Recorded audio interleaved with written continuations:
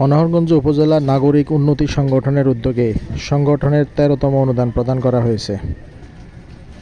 ৭ নং লক্ষণপুর ইউনিয়নের ৯টি ওয়ার্ডে এই অনুদান প্রদান করা হয়। এ সময় উপকারভোগী সবাই এই সংগঠনের সকলের জন্য দোয়া করে বলেন এই সংগঠন যেন আরও বেশি বেশি সামনে এগিয়ে যেতে পারে।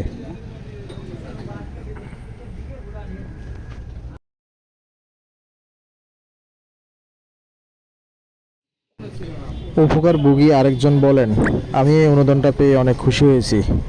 মানবপ্রেম নিবেদিত এই সংগঠনটি যেন আরও বেশি বেশি করে মানুষের পাশে থাকতে পারে, মানুষের সেবা করতে পারে।